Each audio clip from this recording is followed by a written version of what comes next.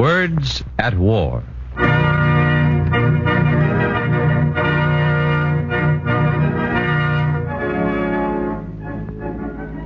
Here's to them. You'll find them in the landing barges in the first wave of every new invasion. They ride the big bombers over Berlin and Tokyo. They jump with the paratroopers, and on the ground, they share the hazards of the frontline soldier. They are armed with nothing more deadly than a typewriter, and their casualties have been high for their numbers. Tonight it stands at 26 killed in action. They are the newspaper and radio correspondents of World War II, and this is the story of one of them.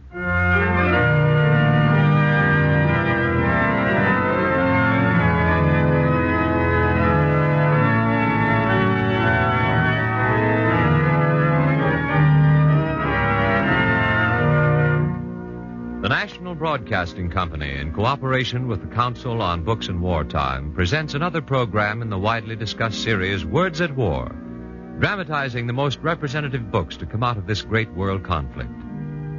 Tonight's book was written by a former reporter for NBC and the Los Angeles Times, Tom Trainer.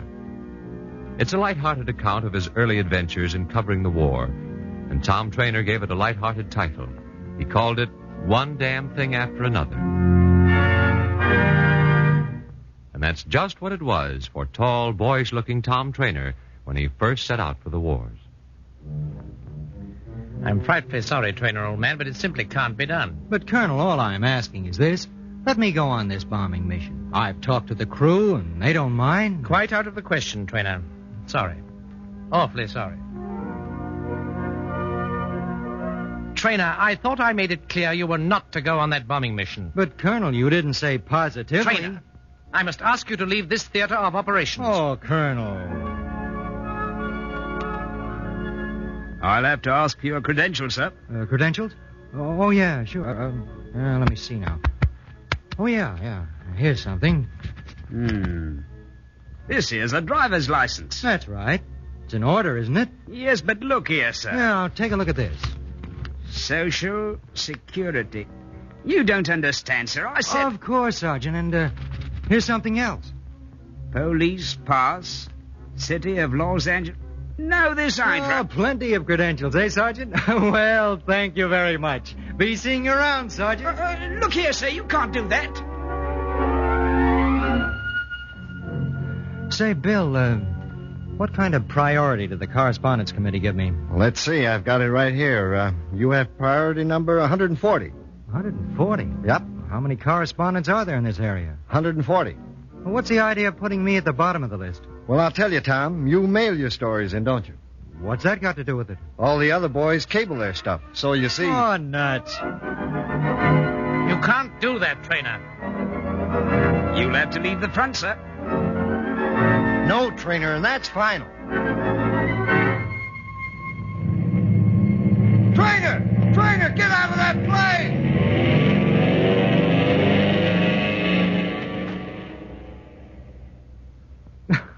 For the first 21 months of the war, I was by all odds the lowest underdog in the world of war correspondence. Maybe it was because the word got around that I used to be society editor. Maybe it was because I mailed my stories back home instead of cabling them.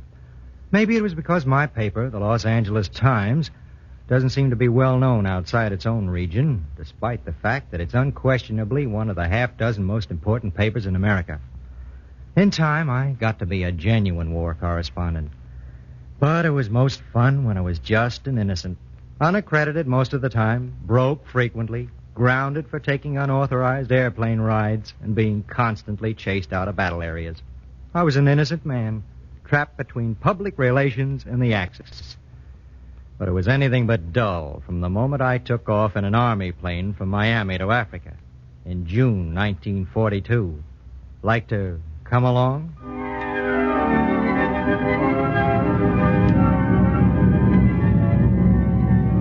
My plane accommodation should have been the tip-off. I was the only passenger for the flight across the South Atlantic. My only companion was a big piece of war machinery which leered at me all the way over. And every once in a while when I wasn't looking, it'd reach out and wipe some grease on my trousers. Victor Hugo once wrote a story about a cannon that broke loose on a ship and went smashing back and forth, killing men and splintering wood. And as I looked at my piece of machinery straining at its ropes in that plane, I wished I'd never read that story.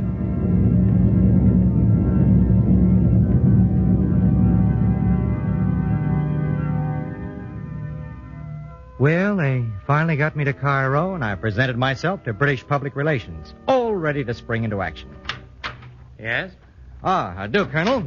Trainer of the Times. Times. London Times? No, sir. New York Times? No, sir. Los Angeles. I'm ready to go, sir.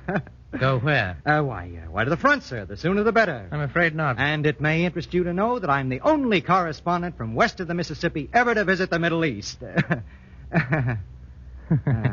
I'm afraid it can't be arranged, Trainer. It can't be... You mean I can't go to the front? Precisely. But, Colonel, I've come all the way from America to cover... Sorry, old man, but the fact is that we have more correspondents at the front now than we can handle. But I'm the only correspondent west of the Mississippi ever to visit the Middle East, and I think I deserve some... Trainer, let me repeat, we can't accommodate any more correspondents. I must refuse you credentials.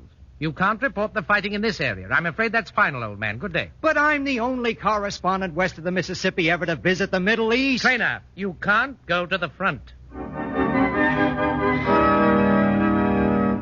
So we went to the front. A fellow correspondent named Paul West and I.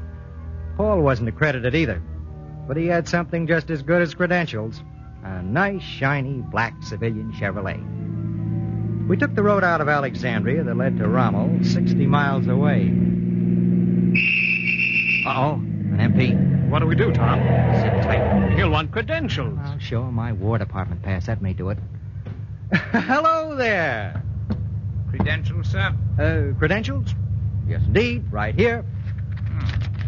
War Department. Oh, that's my picture. Yes, sir. I don't believe I've seen one of these before. Oh, it's something new. Got my fingerprints on it, too. See? Yes, sir. I've never seen one of these. Oh, you'll be seeing a lot of them from now on. They're supposed to let you through to the front, sir? Yes, indeed. You can go anywhere on that pass. Uh-huh. Well, I expect you wouldn't have got this far if it wasn't all right. Go ahead, sir. Thanks. Thanks a lot. Get going, Paul.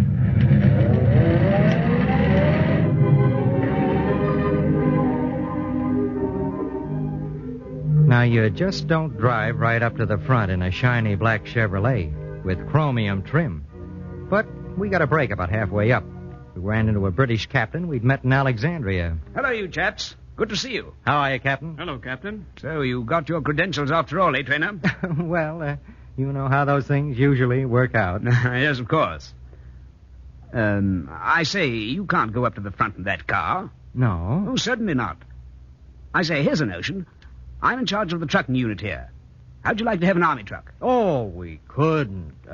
Could we, Paul? I don't know. It doesn't sound right. Oh, it'd be an imposition. Oh, not at all. Now, look here. Let's put it this way. You lend me your car for a few days, and I'll let you have an army truck. Well, the fact is, chaps, I've a few days' leave in Alexandria. I know a girl there. I couldn't take her out in a truck now, could I? Of course not. That settles it, Captain. We'll do it. Just for you.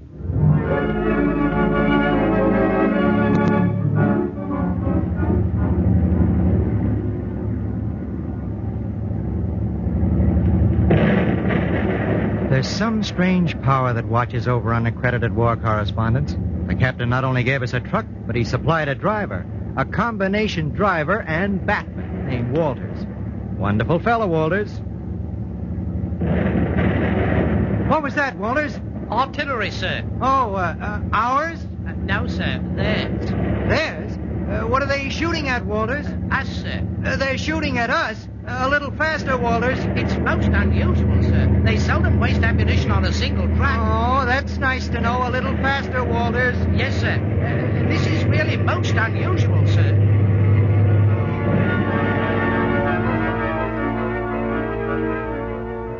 We tried to be correct as far as Walters was concerned. We understood that Batman always fixed dinner. It didn't work out quite that way. Walters couldn't cook, so we fixed his dinner out of our supply of canned spaghetti.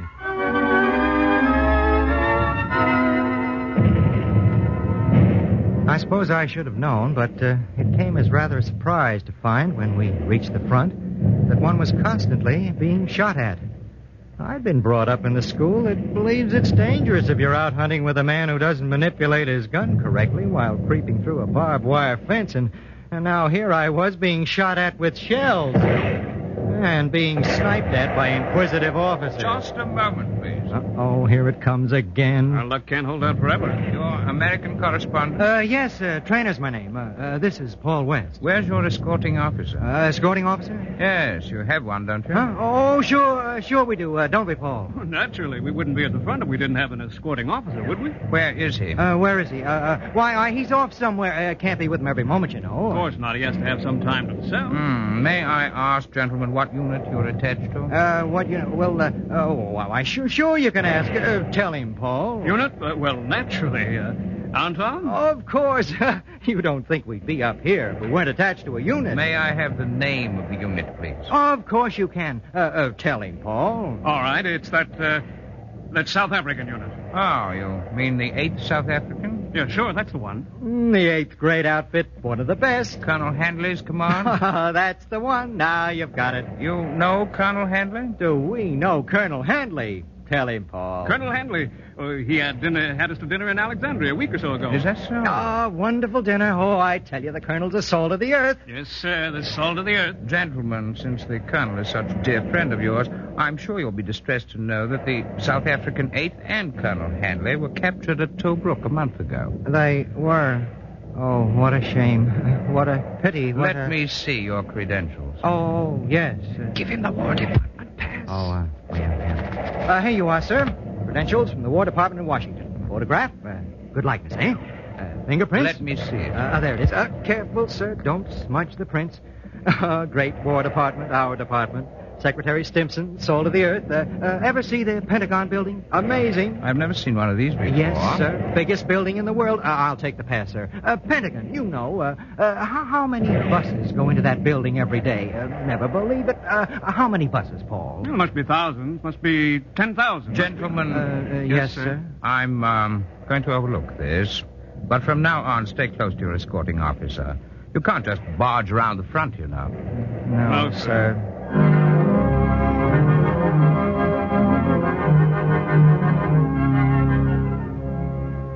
Our luck stayed with us through our baptism of fire.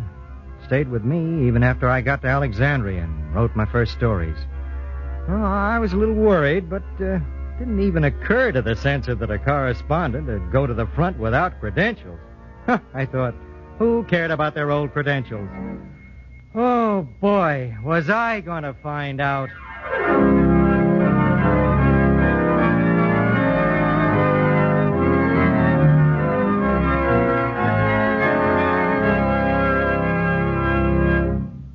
This is Words at War, presenting another dramatization of an outstanding war book. Tonight, One Damn Thing After Another, Tom Trainer's account of his early adventures as a war correspondent. So far, we've heard how Tom Trainer, ex-society editor, arrived in the Middle East to be promptly deflated by British public relations officers who told him flatly and finally that he couldn't have credentials, he couldn't go to the front, he couldn't do practically everything, all of which Tom Trainer immediately did. Now Tom Trainer's story of being trapped between public relations and the Axis continues. Because of my unaccredited status, it sometimes seemed as though I were constantly being involved in Rover Boy stuff. However, I preferred it. Otherwise, I would have begun to suspect I had a bad character, since nearly all my repertorial ventures seemed to be illegitimate. But by playing this Tom the fun-loving Rover Boy role, I could wear a boyish grin and call it a prank. Operating on that theory, I insinuated myself into a Liberator bomber and went all around the Mediterranean. While visiting Malta, I saw my first high-level bombing raid. Now, to watch a high-level bombing from the ground, you must be nearly as trained as a bacteriologist is to watch microbes. A group of British officers tried to assist me. Ah, there they are, Trainer. You can see them quite clearly. 5 bombers and, I should say at least 20 fighters. See them, Trainer? Oh, yes. I couldn't see a thing. There goes the ack-ack. You see that, Trainer? Sure. Couldn't see a thing. Now, Trainer, look straight up. They're coming directly over now. See them? I looked up and couldn't see a thing. There go the bombs. Yes, there they go. This is fascinating. See the glint on the bombs, Trainer? I couldn't see any glint. There go the Spitfires after him. See him, Trainer? Oh, yes. I couldn't see them. When I heard the bombs hit the ground, I saw the fountains of dirt and dust and rocks spout into the air. A few seconds later, felt the concussion that combed your hair. Well, they're going away now. The Spits can't catch them. You see them, Trainer? Yes, sir. I still couldn't see a thing. Well, it's all over. Well, I couldn't let it go at that. I had to be in on it. Hey, look! Over that bush there. What is it, Trainer? A couple of planes chasing each other. Where? Ah, that's odd. I can't see a thing. Neither can I. Actually, neither could I. But in case you've never seen a high-level bombing raid, well, probably neither would you.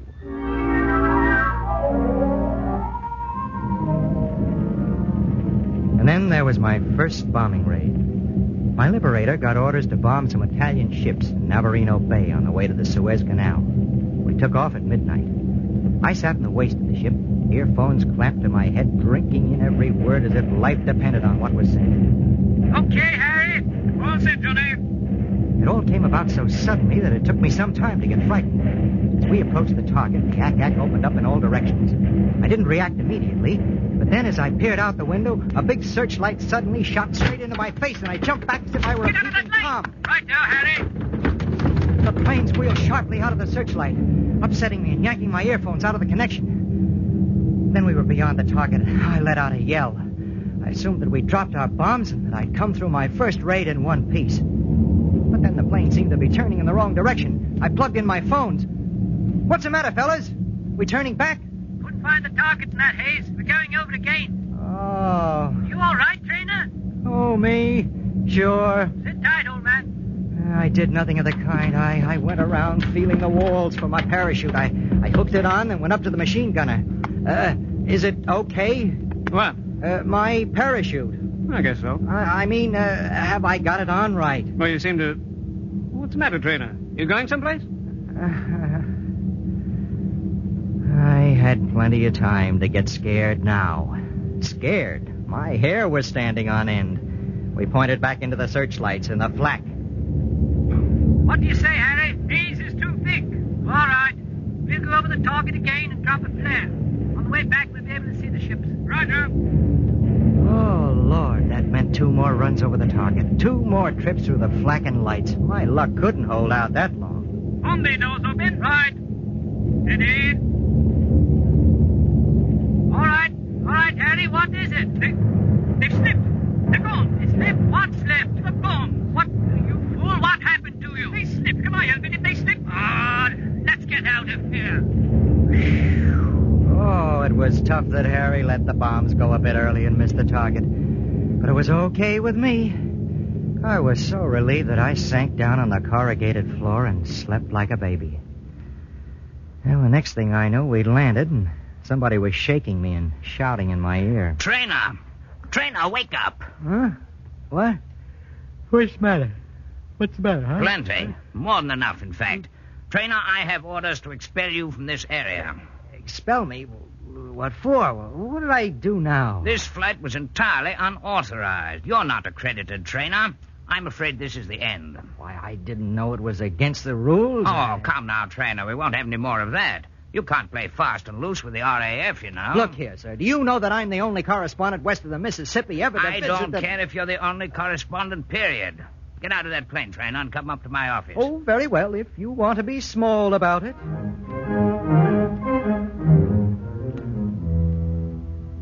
He was a nice guy. He got it all off his chest and then let me off by grounding me for 7 weeks. Although he could have, he didn't expel me. That didn't come until some time later. Then the censors caught up with my accumulated stories and decided I'd been at the front illegally. Meanwhile, back in Washington, the War Department spotted a story and requested my removal from the Middle East. So it was practically unanimous. I was put in a plane and shipped off to India.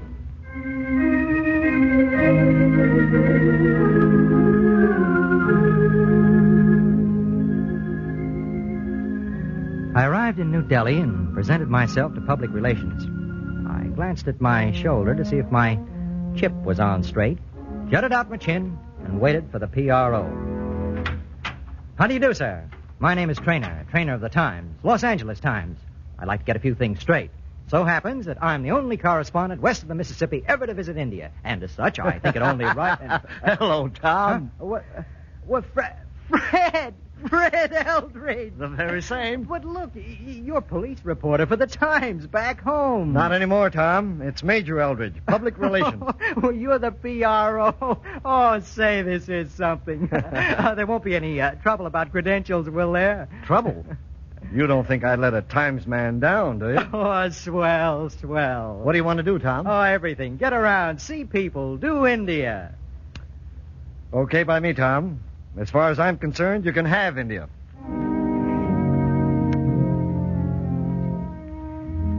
I didn't want it. The great, hulking, illiterate, neurotic, miserable mental case that is India. The greatest single problem the world has to solve, if it can be solved. India is prophetic with doom. There'll be no happy solution there, I can assure you. In this already disordered world, do you think 1/5 of the world's population can waken and bestir itself without crushing things and being injured itself? Do you think it can store anger as it is doing without striking out one day? It can't.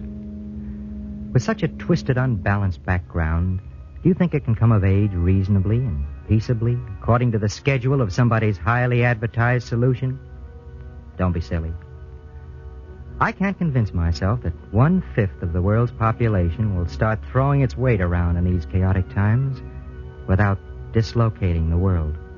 Sure, it's a morbid picture, but then this is a morbid world, with millions dying by the gun, millions ridden by fear, hundreds of millions teetering between malnutrition and starvation.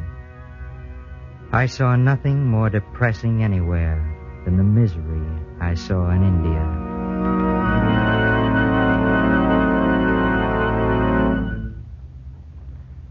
I wasn't sorry to leave India. One thing about it, thanks to my old pal Fred Eldridge, the former police reporter, I was at least a fully accredited correspondent. After I moved on, credentials didn't always come so easily. But the old fun-loving rover boy in me saw me through China, then on to Algiers, Sicily, and Italy. Oh, sure, some of the lads would shy away from me in horror. You see, wherever I went, I continued to mail in my stories. Look here, Trainer, old man. It must take weeks for your stories to reach Los Angeles. Well, sure, sometimes it does. What's the matter with that sheet of yours, Trainer? Can't they afford cable tow? Listen, pal, that sheet of mine could buy and sell your rag twice in an afternoon. It makes it rather awkward for us, you know, Trainer, old chap. We of the Correspondence Committee can't give you a very high priority. The fact of the matter is, old fellow, we've had to place you at the very bottom of the list. Think nothing of it, old bean. I wouldn't feel right anyplace else. I couldn't seem to get it through their heads that my paper didn't mind paying cable tolls. My paper didn't want cable-type stories from me. They wanted me to write full stories, not the skeletonized jargon that comes by wire. Nobody believed me, but I like to mail my stories. And I liked covering the war. But if I seemed to give the impression that 21 months of it was a picnic, well, it wasn't quite that.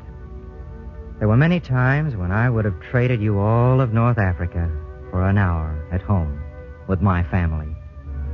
At last I did come home for a little while, and it was a great moment when I stepped off that plane at Miami.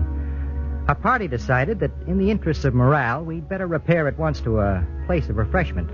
Once there, however, we remembered reading that alcohol should be used sparingly because it could be made into tires.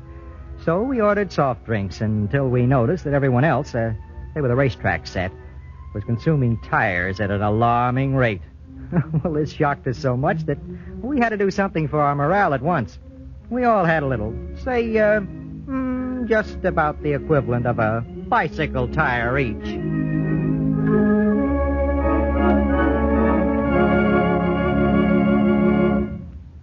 Tom Trainer's book ends there. But Tom Trainer himself went off to the wars again, this time to the beaches of Normandy. He was no longer the unaccredited correspondent. He was ranked right up with the best of them. He represented not only the Los Angeles Times, but he was a reporter for NBC as well. He still mailed his newspaper stories and still explained patiently that it wasn't the money, it was the principle of the thing. Tom Trainer probably never got to see a copy of his book. He didn't get to see the bestseller list with his book well up toward the top. For fate lay in wait for Tom Trainer one day early in the invasion. He was killed in action. The 19th war correspondent to die in the line of duty. Tom Trainer's fellow correspondents wrote long obituaries of him. They called him one of the best-loved correspondents of this war. Tom Trainer would have blushed at that. And another thing he wouldn't have liked. The correspondents sent their stories about him by cable at the full rates.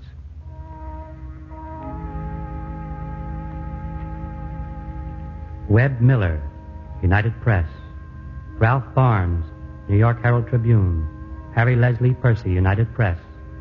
Melville Jacoby, Time and Life. Mrs. Leah Burdett, PM. Eugene Petroff, North American Newspaper Alliance. Jack Singer, International News Service. Byron Darnton, New York Times. Harry Crockett, Associated Press. Ben Robertson, New York Herald Tribune. Frank J. Kuehl, National Broadcasting Company. Robert Post, New York Times. Carl Thursgaard, Acme News Pictures. Lucien Libant, Life Magazine. Bryden Taves, United Press. Raymond Clapper, Scripps Howard Newspapers. Frederick Faust, Harper's. Bede Irvin, Associated Press. Tom Trainer, Los Angeles Times and National Broadcasting Company. Harold W. Kulick, Popular Science. Damien Pereire, Paramount News. David Lardner, New Yorker Magazine. Asa Hill Bush, Associated Press. Stanley Gunn, Fort Worth Star-Telegram and Houston Chronicle. Frank Prist, Acme News Pictures. And John B. Terry, Chicago Daily News. These are the men and women of press and radio who have given their lives in the line of duty. Here's to them.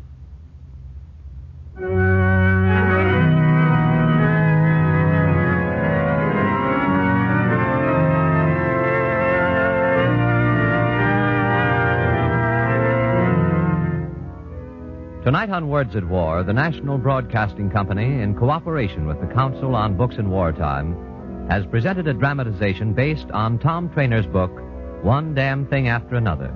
The script was by Gerald Holland. Music by William Meader. William Janney was heard as Tom Trainer, and the production was under the direction of Anton M. Leader.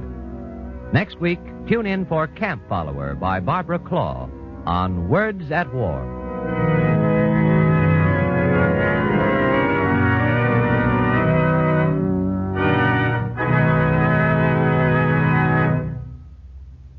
Jack Costello speaking. This is the National Broadcasting Company.